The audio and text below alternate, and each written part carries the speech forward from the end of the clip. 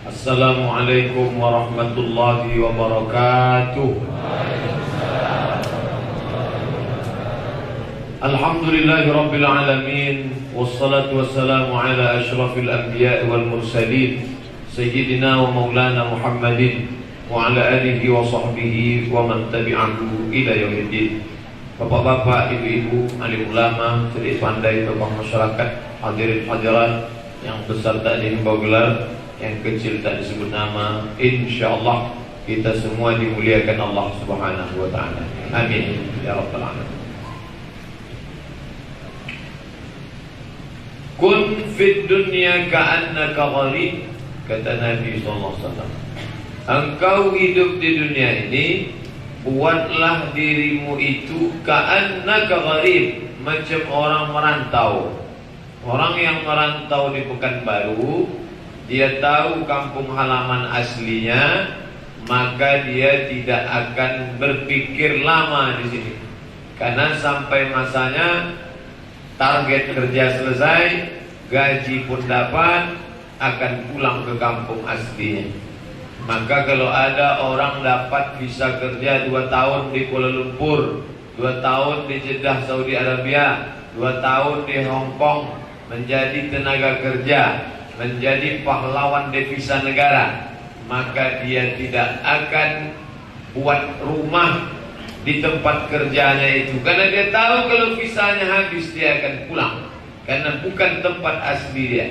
Maka kalau ada manusia berpikir dia akan menetap di alam perantauan ini, disitulah kesalahan fatal menghadapi hidup. Oleh sebab itu, mengapa malam ini ramai solat isya berjamaah, dilanjutkan dengan solat tarawih, dilanjutkan dengan solat witir, dilanjutkan dengan zikir, dilanjutkan dengan tausiah, dilanjutkan lagi nanti dengan tadarus Al-Quran. Tak lain tak bukan adalah mengumpulkan bekal untuk dibawa mati menghadap Allah Subhanahu wa taala. Adapun orang yang tak tahu dia mau pulang kemana, dia santai saja. Kamu tak sholat tarawih? Penuh masjid, pergilah duluan. Nantilah agak-agak kosong baru kami datang. Orang beriman tak begitu. Dia tidak memikirkan masjidnya, dia tidak memikirkan orangnya. Yang dia pikirkan, saya nanti mati bawa apa? Orang kalau pergi ke Makkah, Bapak Ibu, dari Pekanbaru nanti 30 Syawal itu sudah berangkat kloter pertama. Biasanya begitu. Kloter pertama Pekanbaru dilepas oleh Gubernur Riau dari Masjid Raya An-Nur menuju embarkasi Batam. Sampai di Batam menumpuk koper. Kenapa tak dikasih masuk? Gara-gara overweight, beratnya lebih. Koper hanya boleh 20 kilo. Bawa saja pakaian beberapa pasang. Setelah itu cukuplah bekal di Makkah, Madinah, Jeddah. Tapi jamaah dari Pekanbaru kopernya isi macam-macam. Begitu dibuka, rendang 2 plastik. Di samping itu bumbu pecal pula lagi, ikan teri pula lagi di samping. Di sampingnya lagi minyak angin sama minyak kayu putih. Akhirnya dibuka itu rendang, dimakan, rasa minyak angin. Ini kenapa banyak betul Pak? Kenapa banyak betul Bu? Ini untuk bekal kami nanti selama di Makkah. Padahal di total semuanya tak sampai 40 hari, cuma 35 hari. Dan orang membawa bekal luar biasa. Perjalanan 35 hari, bekalnya minta ampun. Tapi dia akan menghadap Allah. Perjalanannya berapa lama? Khalidina fiha abada, kekal selama-lamanya. Tapi dia tak membawa apa-apa. Nanti kamu kalau mati bawa apa? Ya terserah aja lah. Terserah siapa.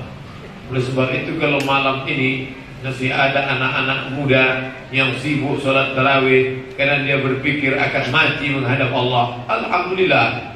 Yang muda jangan terlalu bangga, yang tua jangan putus asa. Karena kalau malaikat maut datang, dia tidak menengok akte kelahiran. Berapa banyak orang yang sudah divonis mati, tak mati-mati. Sudah sengaja dipanggil ke Ustaz Somad untuk baca Yasin. Ustaz, tolonglah bacakan Ustaz. Kenapa mesti baca Yasin? Karena kata Imam Ibnu Katsir dalam tafsir Al-Quranil Azim, kata Imam Abul Fida Ismail Ibnu Katsir, idza quri'a fi amrin asirin, kalau surat Yasin itu dibacakan pada perkara yang sulit-sulit, yang susah-susah, illa yassarahullah, maka Allah mudahkan. Bagi yang susah melahirkan, dibacakan mudah lahirnya. Bagi yang susah rezeki, dibacakan mudah rezekinya. Bagi yang susah mati, dibacakan mudah matinya. Tolonglah bacakan Pak Ustaz. Ya Allah, berkat surah Yasin ini, maka cepatlah hendaknya anaknya lahir. Ya Allah, berkat surat Yasin ini, maka mudahlah hendaknya rezekinya. Ya Allah, berkat surat Yasin ini, maka lancarlah hendaknya perjalanannya ke tanah suci. Ya Allah, berkat surat Yasin ini, maka mudahlah hendaknya. Kenapa tak dikuatkan? Kalau dikuatkan tersinggung anaknya. Ya Allah, berkat Yasin ini, cepatlah matinya. Begitu 2 hari dibacakan, apa kabarnya? Sehat walafiat. Mati tak bisa direncanakan, mati tak bisa ditebak-tebak. Sampai masanya, idza jaa ajaluhum, kalau ajal limit waktu sudah sampai, la yastakhiruna sa'atan, tak bisa ditunda walau sesaat, wala yastaqdimun, tak pula bisa diperlambat, tak bisa dipercepat walaupun sesaat. Yang muda, berapa banyak orang muda meninggal dunia. Pergi ke rumah sakit, medical check up, cek dari mulai ujung rambut sampai ujung kaki, jantung, paru-paru, buah pinggang, semuanya sehat walafiat. Tak ada sedikit pun yang mengkhawatirkan. Apa kata dokter? Kesehatan bapak mantap. Turun dari rumah sakit, nyebrang, lupa menengok ke kiri, tabrak mobil, mati. Yang mau dibawa menghadap Allah ni apa? Oleh sebab itu yang pertama kali nanti ditanya ketika kita mati, malaikat tidak akan bertanya, hai Abdul Somad, dulu engkau PNS golongan berapa? Hai Bapak, dulu pernah sampai jabat kepala dinas, kepala badan, kepala kantor, kepala tak kepala? Yang akan ditanya adalah, inna awwala ma yuhasabu bihil abdu yaumal qiyamah. Yang pertama kali ditanya nanti pada engkau hari kiamat, sholatuhu, sholat. Saya mohon maaf, malu terlambat tadi. Sudah azan berkumandang, barulah Ustaz sampai. Jamaah belum lagi azan, sudah duduk di sok pertama, sok kedua, sok ketiga. Kenapa? Karena dia menghadap Allah akan membawa pahala langkah-langkah tapak kakinya. Wa naktubu ma qaddamu wa asarahum. Kami tulis semua yang sudah mereka lakukan dulu. Wa asarahum, bekas-bekas langkah tapak kaki mereka. Wa kulla syai'in ahsaynahu, semuanya kami catat, semuanya kami hitung. Fi kitabim mubin, dalam buku catatan yang nyata. Nanti sampai masanya disuruh kita semua membaca buku catatan itu. Iqra. Di dunia ini kita suruh iqra, baca Quran, iqra, baca hadis, iqra, baca fikih. Tapi nanti kita tak disuruh baca Quran, karena di sana bukan untuk mencari pahala, tapi yang dibaca adalah iqra kitabak, baca buku catatan amalmu. Kafa bi nafsikal yawma 'alaika hasiba. Cukuplah itu sebagai alat penghitung, dan kau akan ditanya tentang semua yang pernah engkau lakukan dulu. Makanya berbahagialah orang yang sampai hari ini solatnya berjamaah di masjid. Berbahagialah intizarus salah ba'da salah, menunggu solat. Solat zuhur jam 12 berapa sekarang? 12.15, 12.11 zuhur. Jam 12 dia sudah terduduk di masjid. Pak, kok cepat betul datangnya? Menunggu solat. Tapi ada hamba Allah sudah jam 3 belum juga solat zuhur lagi. Begitu jam 3 sibuk kantor, sibuk dagang, sibuk ruko, sibuk toko, sibuk bisnis, sibuk itu, sibuk ini. Akhirnya sholat zuhur di awal waktu asar, tapi tangannya tetap juga mengangkat dua tangan. Allahu Akbar. Gombal. Tak sesuai antara yang kau cakapkan dengan perbuatanmu. Kau katakan Allahu Akbar, tapi engkau lebih membesarkan tokomu. Kau tak katakan Allahu Akbar, tapi kau lebih takut pada atasanmu. Kalau atasanmu yang memanggil, halo, iya pak, nanti datang ya ke kantor cepat. Iya pak, baik pak, iya pak, baik pak, iya pak, baik pak. Jam 7 suruh datang, 6.30 udah duduk. Tapi kalau azan memanggil, hayya 'alas shalah, kalian aja duluan lah. Tak ada sedikit pun lembut hatinya untuk datang ke rumah Allah. Alasannya banyaklah. Kenapa tak sholat tadi di Masjid Al-Ikhlas? Tak dapat parkir. Di dunia aja dia payah parkir, apalagi di akhirat nanti. Tapi yang dimuliakan Allah Subhanahu wa taala, maka sholatnya jangan sampai tinggal. Makanya anak-anak itu umur 7 tahun sudah disuruh sholat. Mulu auladakum bis shalah, suruh anak kamu salat. Wa hum abna'u sab'ah, wahid, isnin, salasa, arba'ah, khamsah, sittah, sab'ah. Suruh anak kamu salat umur sab'ah, 7 tahun. Salat. Wadribuhum fil ashrah, pukul umur 10. Suruh 7, pukul 10. Tapi kalau saya sampaikan ini ke pengajian ibu-ibu wirid yasin sore asar, suruh 7, pukul 10. Apa kata ibu-ibu? Ustaz nyuruh anaknya senang, nyuruh bapaknya yang payah. Padahal sholatnya bukan tanggung jawab ibu. Tak terhitung berapa SMS WhatsApp masuk. Ustaz Somad, bagaimana cara nyuruh suami biar supaya sholat?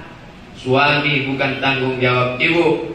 Suami ibu tanggung jawab mak ayahnya. Dia akan ditanya. Tapi kalau ibu mau sukarela, itu menjadi amal soleh. Ibu seorang relawan yang akan mendapatkan pahala. Relawan menyelamatkan Aceh ketika tsunami. Relawan ketika ada korban banjir bandang. Relawan ketika terjadi gempa di Sumbar. Ibu tercatat sebagai relawan. Relawan apa? Menyuruh suami biar sholat. Cuman yang jadi pertanyaan, suami ibu itu tak sholatnya sekarang atau dari dulu? Dari dulu Pak Ustaz. Kok bisa nikah sama dia? Itulah Pak Ustaz, kami ini bukan orang baik Pak Ustaz. Dia iblis, saya setan. Tapi kemudian akhirnya kami tobat. Kami bingung menjalani hidup nih Pak Ustaz. Bisnis berhasil, rumah besar, mobil mewah, anak-anak sudah, tapi batin kami terasa kering. Akhirnya saya pun ikuti pengajian Pak Ustaz. Maka saya pun sholat, alhamdulillah. Jadi ibu selalu ikut pengajian saya, selalu Pak Ustaz.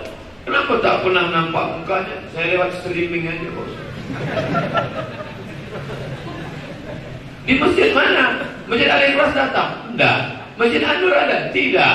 Masjid Al-Falah ada? Tak pernah. Lalu masjid mana? www.youtube.com. Jadilah daripada tidak sama sekali. Apa itu yang dimuliakan Allah? Maka kalau sudah begitu jadinya, akhirnya kacau balau.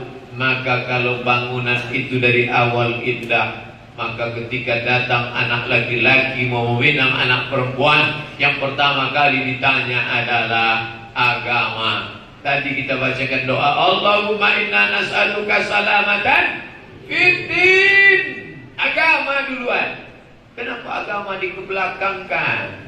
Agama pokok pangkal yang akan kita bawa mati menghadap Allah adalah Islam. Apa kata Allah? Wala tamutunna illa, jangan sampai kau mati melainkan dalam keadaan wa antum muslimun. Kau mati dalam keadaan muslim. Tak ada gunanya, karena semua tak akan dibawa. Dulu Cina-Cina mati bawa emas, subang emas, rantai emas, galung emas, gelang kaki emas. Tapi ternyata tak ada lagi orang Cina mati bawa emas. Saya tanya orang kawan dari Bagan Siapi-Api, gimana di Bagan? Orang Cina mati masih bawa emas? Tak Pak Ustaz. Kenapa tak bawa emas? Takut kuburnya dibongkar maling. Dulu maling takut sama hantu. Sekarang dunia sudah mau kiamat, hantu itu takut sama maling. Oleh sebab itu, maka yang akan kita bawa inilah solat kita. Apapun yang akan terjadi, solat, solat, solat. Tengok Raja Salman bin Abdul Aziz, Raja Saudi Arabia, ditinggalkannya Obama. Obama, kata dia, ada videonya di share. Bapak Ibu ada dapat videonya? Ditinggalkannya Obama. Ditanya dia sama Obama, kamu ada? Kata Obama. Itu terjemah bahasa Arabnya. Pak serius banget. Mau sembahyang sebentar kecil. Salman bin Abdul Aziz. Salat yang utama. Saya pernah ke rumah salah seorang bupati di Riau ini, tak boleh sebut nama daerahnya, menjaga kode etik jurnalistik. Duduk saya di situ, terdengar suara azan. Allahu Akbar, Allahu Akbar. Pak, saya permisi Pak, ke masjid dulu. Iya Pak Ustaz, ya. Saya pergi. Dalam hati saya, bupati-bupati ini tak ada sholatnya. Saya pun sampai ke masjid. Tak lama sesudah itu saya tengok tamu-tamu yang ada di rumahnya itu dibawanya semua ke masjid. Mantap, patutlah kita tak boleh suuzon. Ya ayyuhallazina amanu, hai orang beriman, ijtanibu katsiran minadh-dhann. Kau tahu jauh-jauh daripada prasangka. Jangan bersangka-sangka. Untung saya tak sempat cakapkan. Kalau sempat saya cakapkan, saya tadi ke masjid, dia tetap juga terima tamu. Malu sendiri di hadapan Allah. Rupanya begitu sampai masjid, sudah tamu-tamu dibawa semua. Bisa tak kita membawa tamu kita? Jangankan diri kita, jangankan istri kita, jangankan anak kita, kadang membawa diri kita pun payah. Segan pada tamu, segan pada ini, segan pada ini. Memangnya kalau kita mati menghadap Allah, ada dia menolong kita? Mana bisa? Yauma la yanfa'u malun. Saat kau mati menghadap Allah, tak ada gunanya harta, wala banun, anak. Selama ini kenapa tak sholat? Harta, anak, harta, anak. Kenapa kau tak sholat? Ngurus panen sawit. Kenapa tak sholat? Mau menimbang gotah. Kenapa tak sholat? Sibuk menjaga toko banyak orang beli. Kenapa tak sholat? Sibuk mengurus bisnis. Kenapa tak sholat? Membawa anak cucu menantu. Padahal kalau kita mati, semuanya kita akan ada bisa menolong di hadapan Allah SWT. Bisa Pak Ustaz? Saya punya advokat. Advokat, iya. Yang dingin manis-manis itu advokat, Pak Ustaz. Advokat Pak Ustaz, pengacara. Pengacara tak bisa dibawa mati Pak. Apalagi pengacaranya Ruhut Stompul sama Hotman Paris Utapia. Tak bisa, dia aja tak bisa menolong diri dia, apalagi menolong kita di hadapan Allah. Yauma yafirrul mar'u min akhihi. Dari saudara kandung pun lari. Wa ummihi, emak kandung lari meninggalkan anak, anak lari meninggalkan emak. Wa abi, ayah lari meninggalkan istri, istri lari meninggalkan. Wa bani, anak-anak. Kenapa? Likulli imri'in minhum yawma idzin sya'nun yughnih. Karena orang sibuk mengurus urusan masing-masing. Makanya di bulan Ramadan ini yang paling dijaga orang adalah sholat, sholat, sholat, sholat. Sholat tarawih aja orang takut tinggal. Jangankan sholat maghrib, jangankan sholat asar, sholat tarawih orang takut tinggal. Mana buktinya Pak Ustaz? Tadi sore ada orang kirim SMS sama saya. Ustaz Somad, ya, saya alhamdulillah puasa Pak Ustaz. Alhamdulillah. Sahkah puasa saya kalau saya tak sholat tarawih? Itu pertanyaannya. Lucu juga saya bacanya. Apakah puasa saya sah Pak Ustaz kalau saya tak sholat tarawih? Puasa sama tarawih tak ada hubungan. Tapi dia sudah menghubungkan eratnya sampai-sampai takut tak sholat tarawih karena puasanya dia khawatir tak diterima Allah Subhanahu wa ta'ala. Maka 29 malam ke masjid, ke masjid, ke masjid, ke masjid, ke masjid. Diharapkan apa? Jinak kaki ke masjid, lengket hati ke masjid. Maka setelah keluar dari Ramadan ini, anak-anak muda tetap menjadi aktivis remaja masjid. Bapak-bapaknya tetap membawa anak-anaknya ke masjid. Yang sudah tua memanglah masanya ke masjid. Kalau sudah tua tak ke masjid kapan lagi? Saya pernah ceramah di salah satu masjid di Panam. Saya tengok isinya anak-anak umur 7 tahun ke bawah semua. Ributnya minta ampun. Hadirin hadirat yang dimuliakan Allah, berikut ini marilah kita dengarkan tausiah yang akan disampaikan oleh Al-Mukarram Haji Abdul Somad MCMA. Wow. Gimana cara ceramah? Bingung saya. Saya tanya pengurus masjid, Pak, ini anak-anak mudanya mana? Kenapa anak umur 7 tahun ke bawah semua ini? Anak-anak muda kita kemana? Habis sudah Pak Ustadz disapu warnet sama karaoke. Ibu-ibunya mana? Kenapa tak ada? Ibu-ibunya Pak Ustadz sudah diambil oleh Mahabharata, Utaran, Abad Kejayaan. Tak ada tersisa lagi. Jadi di masjid itu tinggallah 7 tahun ke bawah sama 71 ke atas. Yang satu sedang ribut-ributnya, yang satu sedang sunyi-sunyinya. Apa yang mau diceramahkan itu? Akhirnya saya ajarkan aja gerakan-gerakan sholat. Adik-adik, anak-anak, tengok Ustaz ya. Allahu Akbar, Sami Allahu liman hamidah. Ternyata begitulah keadaan masjid-masjid kita. Tapi Masjid Al-Ikhlas Jalan Kiai Haji Ahmad Dahlan nomor 36 Sukajadi Pekanbaru. Kok hafal Pak Ustaz? Saya baca di sini. Ternyata semuanya ada. Ibu-ibunya komplit, bapak-bapaknya ada, datuk-datuknya hadir, cucu-cucunya datang, ada di bawah tak muat naik ke atas, semuanya ada. Yang penting daripada itu, terpenting adalah menjaga istiqomah, menjaga istri, menjaga istiqomah. Tapi kalau suami bisa istiqomah gara-gara istrinya, mantap. Istri bisa istiqomah gara-gara suaminya, hebat. Bapak dulu tak pernah ke masjid, kenapa sekarang rajin ke masjid? Istri saya minta antar terus Pak Ustaz. Tiap hari minta antar, terus lama-lama muak saya antar lah. Betapa banyak suami tak hobi ke masjid, jadi suka ke masjid. Suami tak suka pengajian, jadi suka pengajian. Bapak gimana ceritanya, kronologisnya suka pengajian ini? Istri saya minta antar ke pengajian Pak Ustaz. Terus saya antar, habis itu saya pulang. Malas saya pengajian, ngantuk saya tinggal pengajian. Isinya itu aja, marilah kita bertakwa, marilah kita bertakwa, marilah kita bertakwa. Akhirnya pulang saya. Habis itu dia nelpon saya, Pak Ustaz, Pak, jemput mama ya. Habis itu saya datang, saya bilang pulang aja lah sendiri, nanti dilarikan supir taksi. Akhirnya saya jemput dia Pak Ustaz.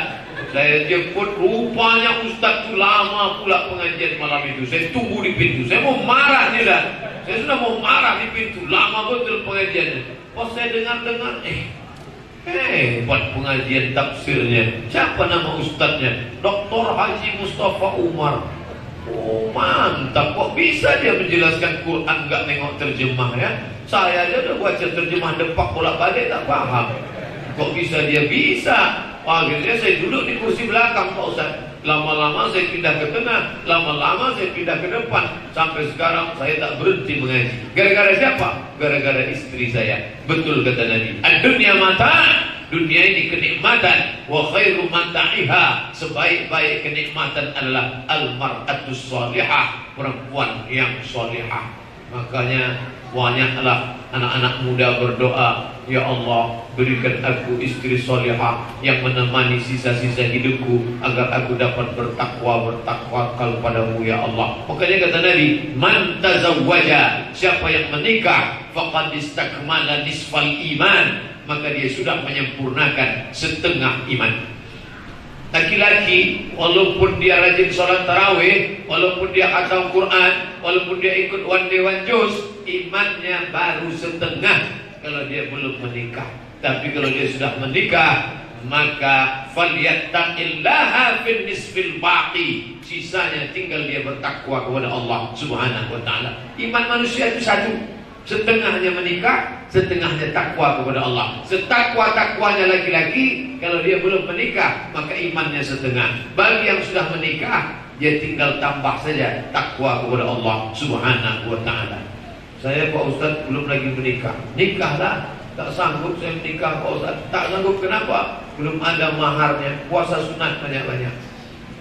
Emangnya puasa kenapa? Puasa menurunkan libido seksual. Makanya kata Nabi, "Faman lam yastati'." Kalau kalian belum sanggup, fa alaihi bisawm. Hendaklah berpuasa. Fa innahu lahu wija. Puasa itu obat. Kita yang tadi siang puasa lapar, lemas, nafsu ada, tapi tenaga tak ada. Anak-anak muda kalau puasa gitu juga. Tengok tuan dan cewek cantik mana tak nampak. Bagus dia puasa. Adik-adik mahasiswa, bagus bulan puasa. Di samping menekan libido seksual, kalian merasakan pengawasan kedekatan Allah, dan yang paling penting irit belanja. Bayangkan kalau tak makan lontong sayur 30 hari. Tapi jangan dipaksakan. Saya tak ingin nanti dosen-dosen dari UIR, dari UNRI, dari UNILAG mengadu ke Ustaz Somad, disuruhnya mahasiswa puasa. Apa hasilnya Pak? Banyak mereka yang tak masuk kelas, tidur aja di masjid mereka. Bapak Ibu yang dimuliakan Allah Subhanahu wa ta'ala, maka beramal nih mesti dipaksa-paksakan. Karena kata pepatah Melayu, Allah bisa karena biasa. Pertama sholat, dipaksa orang tua. Sholat, sholat, sholat. Orang tua yang menyuruh itu pun mengajak anaknya sholat. Malam, bangunkan istri, bangunkan anak, sholat tahajud, sholat witir. Yang tadi sudah sholat witir, nanti malam tahajud saja. Ustaz, saya tadi habis tarawih langsung witir. Apakah setelah witir nanti malam saya boleh tahajud lagi? Boleh, silakan. Tapi nanti setelah tahajud jangan witir lagi. La witrani, tak boleh 2 kali witir dalam satu malam. Saya mau witirnya nanti malam Pak Ustaz. Bagus. Kalau begitu habis tarawih, banyak yang habis tarawih pulang.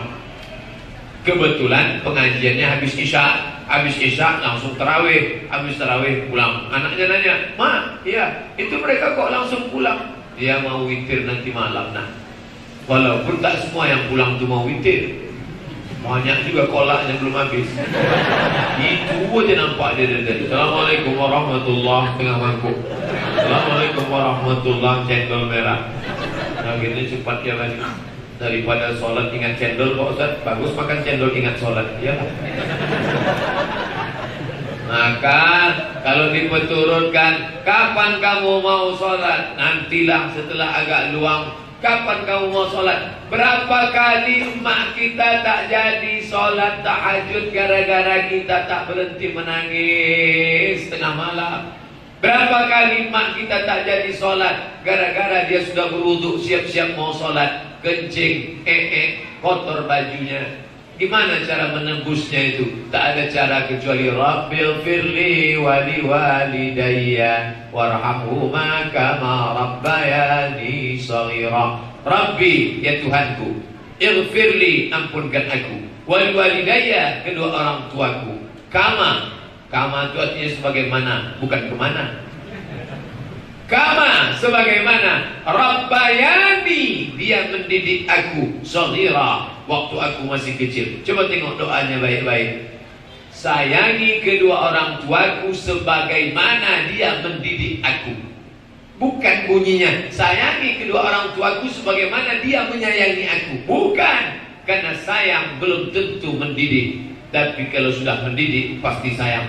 Walaupun kadang cara mendidiknya macam-macam. Ada yang tegas, ada yang lemah lembut, ada yang pakai marah-marah dikit, ada yang main sentil-sentil, pukul-pukul dikit. Tapi tujuannya satu, supaya anak-anak ini selamat dunia akhirat. Sama macam memasukkan makanan. Ada ibu ini cara dia ngasih anaknya makan, dia tahu anaknya suka bintang, asal menggambar gambar bintang, asal menengok nunjuk bintang. Dimasakkannya telur dadar gambar bintang.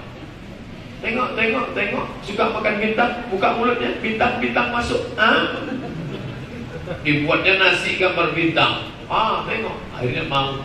Adalah yang main rayu-rayu. Makanya nak, 1 suap 5.000 ya. Mau 10 pun jadi. Yang satu lagi tak, dia polwan, dia ambilnya pistol makan, belum tembak. Pucuk intinya makan. Caranya macam-macam. Begitu juga dengan sholat ini. Ayo sholat ya nak, sholat ya. Yang satu lagi, sholat, begitu sholat. Kalau tidak ada baju hari raya. Begitu. Akhirnya dia pun sholat juga. Sholli fardhu maghribi salat raka'atin karena baju hari raya. Allah Akbar. Mungkin awalnya niatnya begitu, tapi dalam proses waktu berjalan, kalau sudah terbiasa dia sampai mati dia tidak akan lepas. Dia gigit pakai gigi rahang, dia pegang sekuat tenaganya. Maka kita yang dulu menyuruh, tak berhenti ibu menyuruh, berbuih mulutnya sholat. Tapi itulah yang akan menolong kita di hadapan Allah Subhanahu wa Ta'ala. Tak pernah bosan.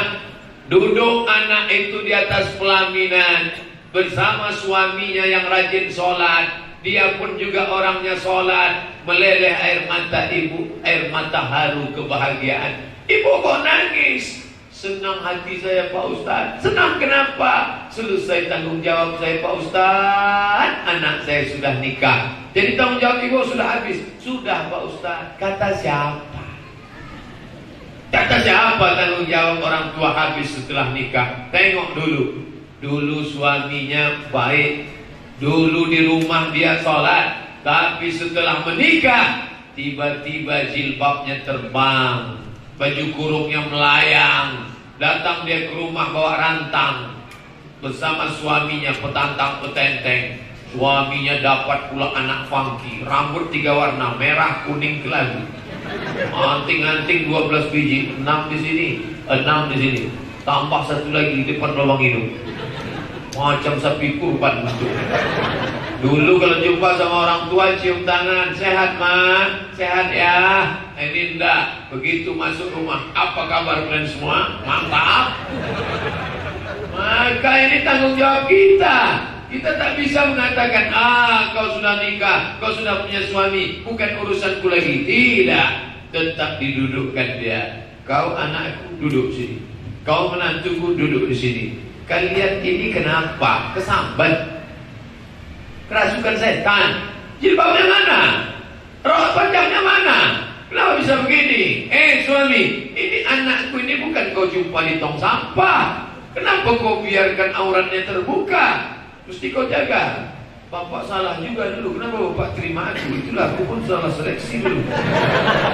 Mestinya aku buatkan timnya dulu. Tim Fit and Proper Test. Ketua Dr. Mustafa Umar, Sekretaris Nawafi Muhammad Saleh, Bendahara Abdul Somad. Mestinya kami tes dulu. Tapi karena aku sudah terlanjur, apa boleh buat? Engkau mesti kembali ke jalan Allah. Nah, jangan diam saja. As-sakitu anil setan akhras. Diam melihat kebatilan adalah setan bisu. Sudah setan bisu lagi. Diam. Anak balik pakai celana pendek, diam. Pakai baju pendek, diam. Saya kalau sudah menengok orang pakai celana pendek, laki-laki nih, laki-laki pakai celana pendek, lutut hitam berkudis belakang. Kenapa tak pakai sarung? Kenapa tak pakai celana panjang?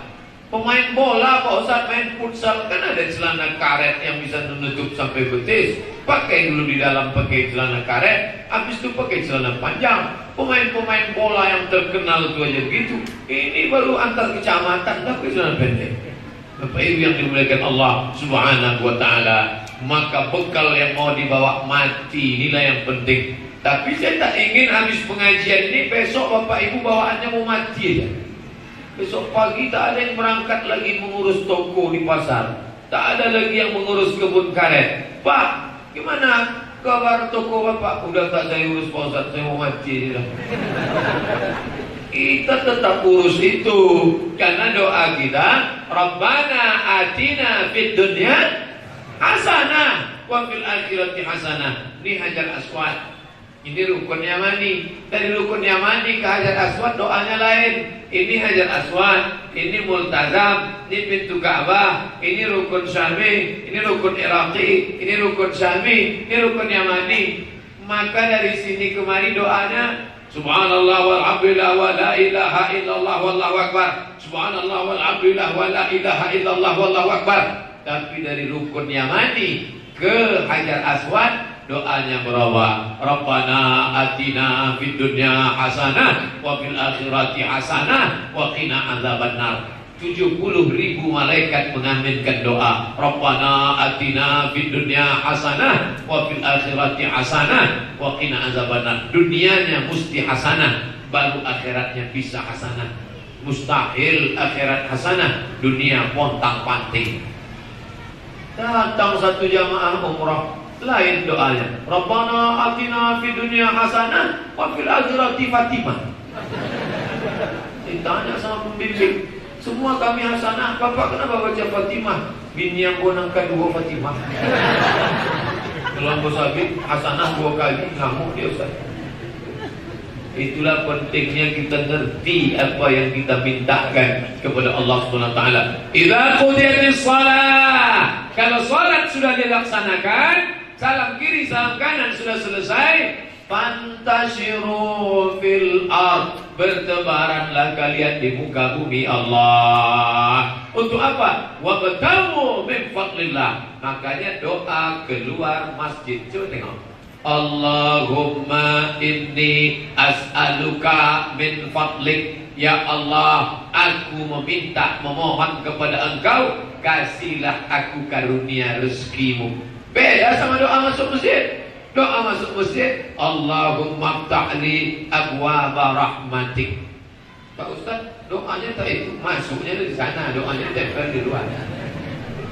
Masuk masjid doanya, ya Allah, bukakan untukku pintu rahmatmu. Karena masuk masjid minta rahmat Allah. Allahumma rahamni bil Quran, rahmati aku dengan Quran. Rabbil firli warhamni, rahmati aku. Tapi ketika keluar masjid, Allahumma inni as'aluka min fadlik, aku minta kepada Engkau, beri aku rezekimu. Karena keluar dari masjid mencari rezeki bukan berarti meninggalkan dunia. Saya tak setuju kalau ada ustaz ceramah, tinggalkanlah dunia. Dunia ini hanya menyibukkan kita saja. Bisnis tinggalkan, ruko tinggalkan. Nanti kalau dunia kita tinggalkan, yang ambil siapa? Ahok. Tengok, pusing kepala orang. Oleh sebab itu maka dunia ini harus digenggam. Orang Islam harus menggenggam dunia. Karena kalau tidak, maka habis dunia ini dikuasai oleh orang lain. Maka Allah kirimkan nabi-nabi untuk menggenggam dunia. Nabi Muhammad SAW, apa kata dia? La taftahunnal Konstantiniyah, kalian akan menguasai Konstantinopel. Heran orang, apa Nabi Muhammad ini ngomong? Arab primitif, tak bisa tulis baca, tinggal di Jazirah Arab, kering, tanam-tanaman pun tak ada, istana tak ada.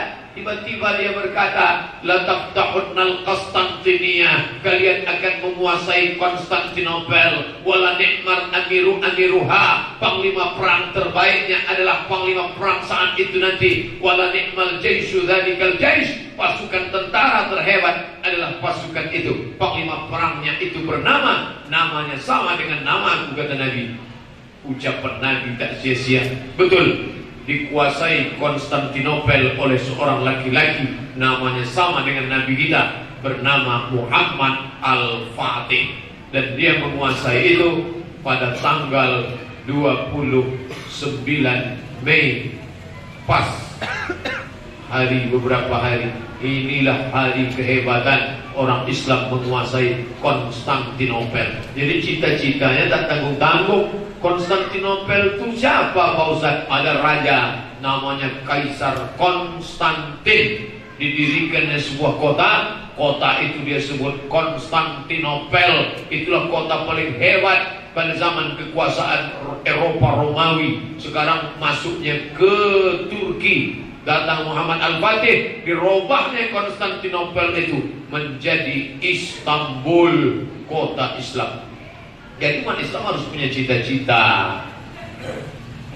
Ayah Muhammad Al-Fatih memandikan dia sore-sore, pagi-pagi.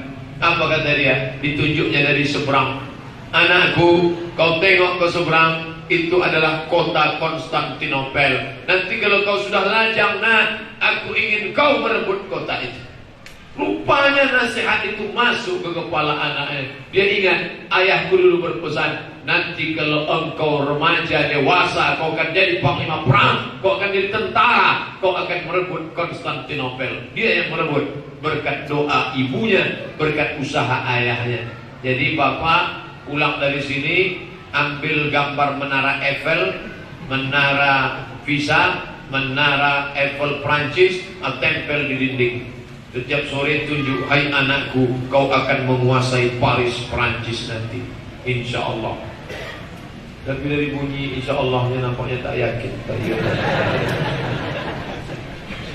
Jadi cita-cita itu gantungannya tinggi. Ini orang tua cita-citanya pendek. Anak bapak maunya jadi apa? Dapat jadi PNS cukuplah Pak Ustaz. Kalau hanya hidup ni sekedar makan, kucing pun makan. Kalau hidupnya hanya sekedar kerja, monyet pemanjat kelapa pun kerja. Maka hidup ini harus ada target ke depan. Mau jadi apa? Dunia ini harus dikuasai. Bahwa ada orang mau jadi polisi, silakan. Mau jadi tentara, silakan. Mau jadi panglima perang, silakan. Tapi tujuan hidupnya adalah li'i'la'i kalimatillah, untuk menolong agama Allah Subhanahu wa taala. In tansurullaha yansurkum. Kalau kau tolong agama Allah ini, maka Allah akan menolongmu. Di mana engkau ditolongnya? Di dunia ditolongnya. Saat mati sakratul maut ditolongnya husnul khotimah. Saat di akhirat nanti kau akan ditolongnya. Tak ada yang dapat menolong kecuali Allah. Makanya selalu kita katakan hasbiyallah wa ni'mal wakil. Cukuplah Allah sebagai penolongku. Ni'mal maula wa ni'man nasir. Dialah sebaik-baik penolong. La haula wa la quwata illa billahil aliyil azim. Bapak Ibu yang dimuliakan Allah, hidup yang singkat ini kalau tak dikejarkan untuk beramal, maka tak akan ada amal yang bisa dibawa menghadap Allah Subhanahu wa taala. Salat alhamdulillah sudah Pak Ustaz. Salat subuh, salat zuhur, salat asar, salat maghrib, salat isya, itu baru wajib-wajibnya saja. Salat sunatnya qabliyah subuh, qabliyah zuhur, ba'diyah zuhur, qabliyah asar, qabliyah maghrib, ba'diyah maghrib, qabliyah isya, ba'diyah isya, salat tarawih, salat witir, salat duha, salat sunat isyraq, salat sunat taubat, salat sunat awabin, salat sunat tasbih. Berbanyak salat-salat sunat. Saya tak maulah salat sunat Pak Ustaz. Yang penting salat wajib aja cukup. Nanti kau di surga tak punya rumah, di emperannya itu tak apa-apa termasuk jadilah Pak Ustaz. Kita ini kan kalau makan mau ada sayurnya, ada buahnya, ada sambalnya, ada dessertnya, ada agar-agarnya, ada minumnya. Kenapa ketika makan mau makanan komplit? Ketika kendaraan mau kendaraan cepat? Ketika rumah ingin rumah yang mewah, yang lengkap, kolam renang, ada tamannya. Tapi kenapa ibadah secukupnya aja? Kok kenapa tak sholat sunat? Sholat sunat dikerjakan berpahala, ditinggalkan tidak apa-apa. Ini yang membuat orang tak sholat sunat. Oh, kenapa tak sholat duha? Sholat duha dikerjakan berpahala, ditinggalkan tak apa-apa. Kok kenapa tak sholat tahajud? Sholat tahajud dikerjakan berpahala, ditinggalkan tak apa-apa. Robah definisi itu. Mulai malam ini bangun tahajud. Kok kenapa tak tahajud? Saya mesti tahajud Pak Ustaz. Kenapa tahajud? Sholat tahajud dikerjakan berpahala. Kalau tak dikerjakan bisa terjadi apa-apa. Harus dirubah. Mindset kita harus dirubah. Mind otak, set diatur, disetting ulang. Jangan sampai terbentuk di kepala, dikerjakan berpahala, tak dikerjakan tak apa-apa. Harus saya kerjakan, karena ini akan menolong saya di hadapan Allah SWT. Paksakan sholat duha, paksakan sholat tahajud, paksakan sholat witir. Saya payah bangun malam Pak Ustaz. Pasanglah jam. Ini ada 3 jam. Jam 1, jam 2, jam 3. Mereknya pun macam-macam. LG, Apple yang kena kunyah setengah, Lenovo, apa sah, yang berbunyi 3-tiganya. Takkan tak bangun? Sudah 3 berbunyi tak juga bangun. Pergi ke dokter spesialis THT, telinga hidung tenggorokan. Bagi dah menyala, tu gendangnya dah hilang sudah dalam. Inilah yang akan menolong di hadapan Allah Subhanahu wa taala.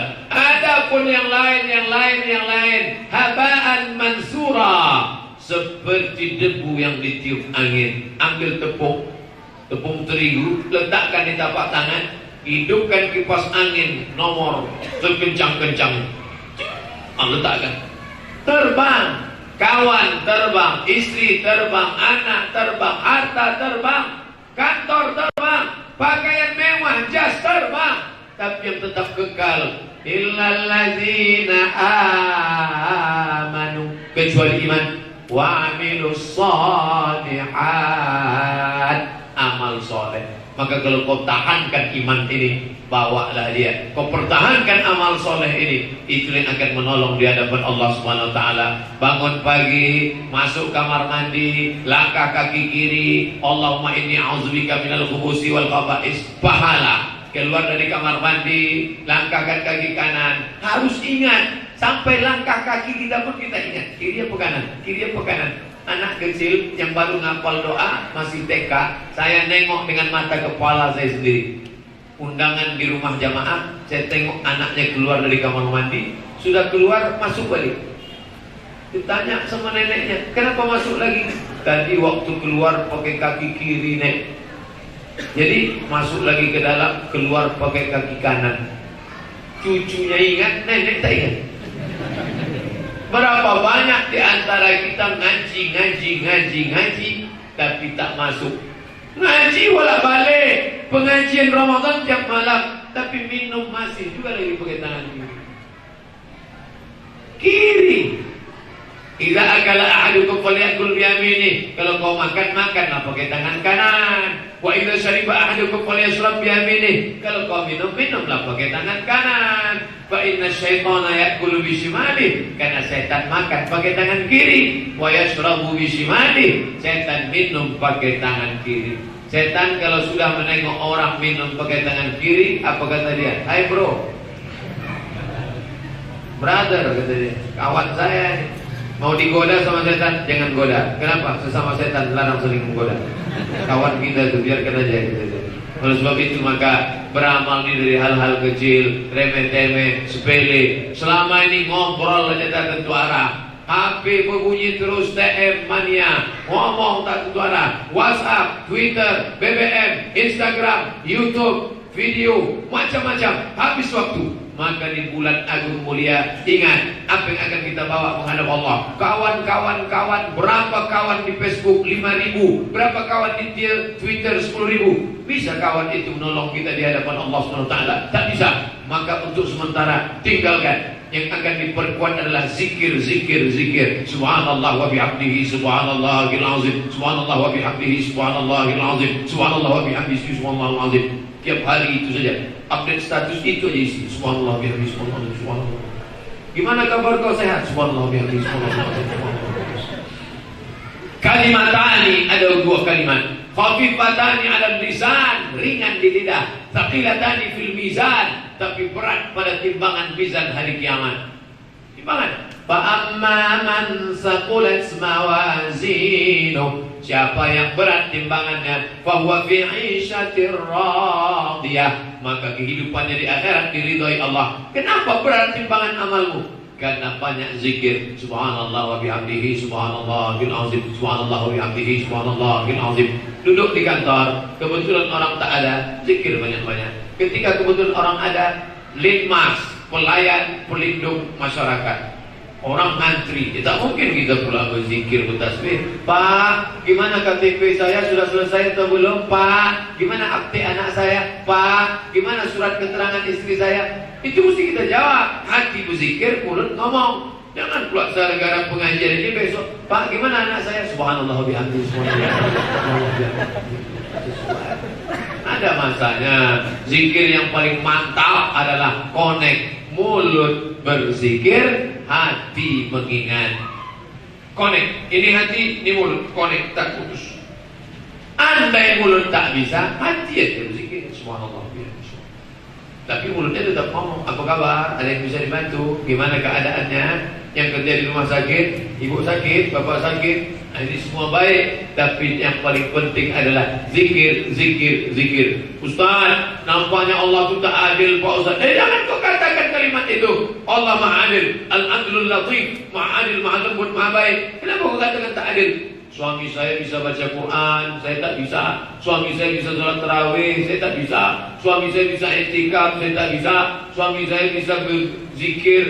Engkau tetap bisa berzikir. Maaf cakap, perempuan yang berhalangan maka tetap bisa berzikir. Baca Quran tak boleh, masuk masjid tak boleh, tawaf tak boleh, puasa sunat tak bisa, i'tikaf tak bisa, tapi berzikir tetap. Ya Rasulullah, ayul amal khairun, apa amal yang paling baik? Apa kata Rasulullah? Antufariqad dunya, kau mati meninggalkan dunia. Walisanuka ratbun, lidahmu dalam keadaan basah. Basah kenapa? Bizikrillah, berzikir dengan Allah. Afdalul zikri, seafdal zikir, zikir yang paling afdal la ilaha illallah. Makanya imam kita tadi selesai kita sholat witir, dia ajak kita afdalul zikri fa'lam annahu la ilaha illallah, la ilaha illallah, la ilaha illallah, la ilaha illallah.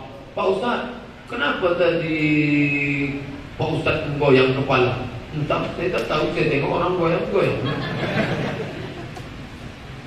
Saya goyang kepala itu karena kebetulan bernapas saja. Tapi bagi sebagian saudara-saudara kita, digoyangkannya kepala, dia ingin menghunjamkan kalimat itu ke tangkai jantungnya, mengusir setan yang bersemayam di dalam. Karena setan tak berbisik telinga, setan tak berbisik kelewat mata telinga. Coba tengok ayatnya. Allazi yuwaswisu fi sudur. Setan yang yuwaswis berbisik fi sudur. Oh, di sendok ya Pak Ustaz. Fi sudur pakai ra. Fi sudurin nas. Setan yang berbisik di dada manusia. Dada bagian mana? Sebelah kiri, di jantung. Disitulah dia berbisik. Maka orang yang berzikir itu menembakkannya di tempat setan berbisik. La ilaha illallah, la ilaha illallah, la ilaha illallah. Mengusir setan pergi. Kenapa mesti kuat Pak Ustaz? Karena ketika zikir kuat, setan lari tunggang langgang lintang kukang. Makanya muazzin kita tadi suaranya kuat. Allahu Akbar, Allahu Akbar.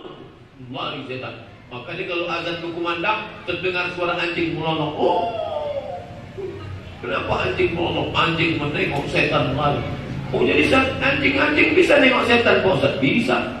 Saya inginlah nengok setan Pak Ustaz. Ganti matanya.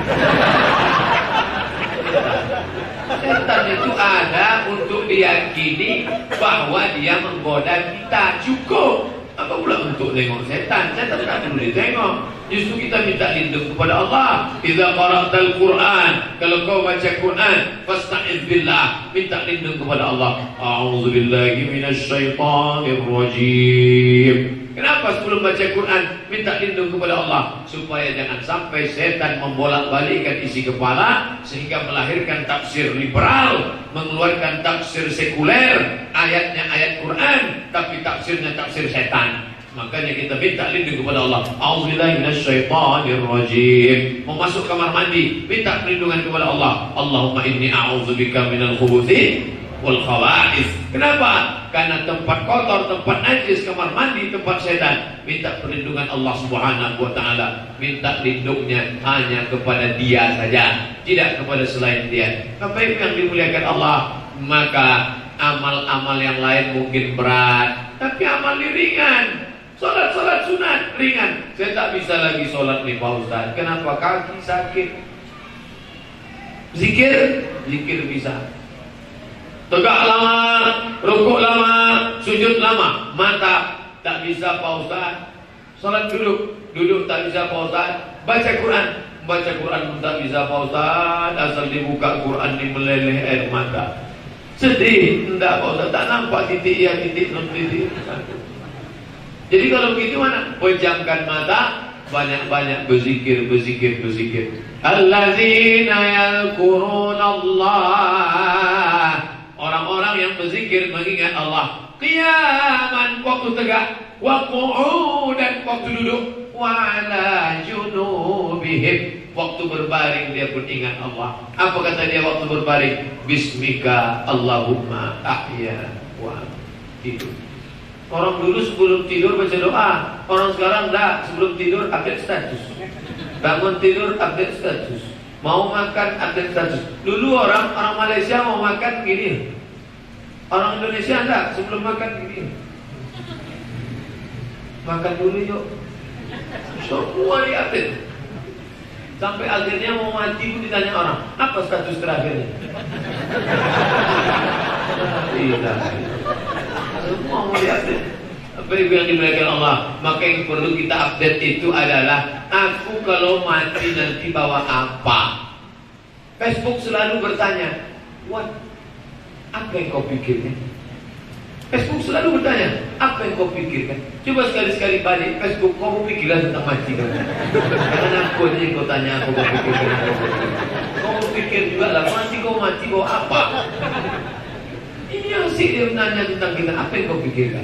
Aku berpikir tentang kalau aku mati nanti aku bawa apa? Anakku ini tak akan kubawa, biniku ini tak akan kubawa. Walaupun dia waktu hidup berkata, Kanda kaulah bulan, kaulah bintang, jangan pergi lama-lama, setengah napasku pergi, kata dia. Tapi begitu malaikat maut datang, semuanya berubah. Harta yang katanya dulu harta bersama berubah menjadi harta gono gini. Apa artinya Pak Ustaz? Kau begono, aku begini. Lalu yang kekal abadi mana? 2.000 perak yang pernah masuk ke kotak kerincing, itulah yang akan menolong di hadapan Allah. 200 juta yang membuat rumah tinggal, dan surat akte notaris rumah akan dibawa ke pengacara, dirubah nama. 2.000 perak yang dikasih ke anak yatim, izin kau bawa menolong mengagama Allah. Tapi 200 juta yang kau berikan mobil mewah akan tinggal. STNK BPKB akan dibawa ke kantor Samsat depan Purna MTQ. Pegawai melihat, kendaraan siapa nih? Kendaraan Ustadz Somad. Oh, kenapa bawa? Mau balik nama. Kenapa balik nama? Dia sudah mati dimakan cacing tanah kemarin. Kenapa mesti balik nama? Karena Pak Polisi tak mau menangkap almarhum. Berpikirlah tentang apa yang akan kita bawa menghadap Allah Subhanahu wa taala. Tulis besar-besar. Di mana ditulis? Mana tempat yang selalu ditengok? Di HP, tulis ditengok HP. Kalau kau mati, kau bawa apa? Saya mau tulis di belakang mobil saya, Pak Ustaz. Bagus, tulis di belakang. Kau mati bawa apa? Tapi kalau di belakang mobil ditulis, yang tahu orang di belakang, yang bawa tak tahu. Orang di belakang bawa, tengoknya. Kau mati bawa apa? Iya juga ya. Setiap pagi orang, dia kebetulan tinggal di Sukajadi, ngajarnya di Panam. Bayangkan dari Sukajadi ke Panam berapa kali dia berhenti. Depan mall SKA, berhenti mobilnya. Orang belakang nengok, kau mati bawa apa? Iya juga ya. Akhirnya berhenti lagi mobil itu di Simpang Akap. Simpang Akap yang ada BPK, Babi Panggang Karu. Lewatlah Semanungkalit, Raja Guguk, Senam Bela lewat Persidangan. Kau mati bawa apa? Iya juga ke Semanungkalit. Apa yang akan kubawa nanti menghadap Tuhan Allah Bapa? Habis itu belok mobil tadi masuk ke Tabik Gadang, berhenti lampu merah. Sampai di Tabik Gadang, truk-truk, mobil Lorena, mobil Makmur, Medan Jaya berhenti. Supir-supir truk menengok, kau mati bawa apa? Iya juga, aku lebih lama di truk daripada di jalan. Memangnya nanti aku mati bawa pusuh, kata dia. Ingat orang. Jadi buatlah tulisan-tulisan pendek, singkat, bermakna. Memang dia bukan ustaz, dia tidak penceramah, tapi kata-katanya ini dah. Saya tengok anak-anak muda sekarang di motornya ditulisnya di belakang Red Devil, setan merah. Menggambar warna merah. Setan merah, kata dia. Setan pun heran, anak ini tiap hari baca Auzubillah, tapi gambar aku ditempelnya di motornya. Maka Bapak Ibu yang dimuliakan Allah, kalau kita mati menghadap Allah, semuanya tinggal, jabatan tinggal, jas kesayangan tinggal, baju mewah tinggal. Beli baju jangan banyak-banyak. Ini bulan baju sampai 3 lemari, jaket kulit, semi kulit, sintetis, wow, bludru, mati. Tinggal. Yang dibawa apa? Yang dibawa hanya kain tipis yang tak berjahit. Jangankan jahit tengah, jahit pinggir pun tak ada. Kalau kawan kita yang di sebelah itu meninggal, masih pakai jas, pakai dasi, Ganteng. Kalau kita tidak digulung macam dodol. Itulah yang akan dibawa menghadap Allah SWT. Makanya kalau beli baju cukup 2. Baju kita 1, baju anak yatim 1. Nanti beli baju koko, baju kain panjang, beli kain 2. Bapak kau beli kainnya 2, aku 1. Ada orang Joko di sana 1. Itulah akan menolong. Dipakainya kain itu sholat. Ma min muslimin yaksu musliman sawan. Ada orang beriman disedekahkannya kain, karena fi zimmatillah, dia akan senantiasa dalam lindungan Allah. Makanan alaihi khirqah, sampai kain itu tinggal sepotong. Sampai yang dimuliakan Allah Subhanahu wa taala, malam ini rasanya komplit dan sudah amal kita. Salat tahiyatul masjid sudah, qabliyah isya sudah, salat isya sudah, salat ba'diyah sudah, masuk salat tarawih, ditutup dengan witir, ditutup dengan doa, ditutup dengan zikir, ditutup dengan tausiah. Akhirnya 1 jam sudah saya ceramah. Di mana-mana saya ceramah 1 jam sesuai yang tertulis di botol aqua 600 ml. Cuman pengurus Al-Ikhlas tahu dibuatnya 2 botol. Itulah yang dapat saya sampaikan malam ini. Kita akan berjumpa sekali lagi besok malam kalau panjang umur. Subhanakallahumma bihamdika asyhadu an la ilaha illa anta astaghfiruka wa atubu ilaik. Wassalamualaikum warahmatullahi wabarakatuh.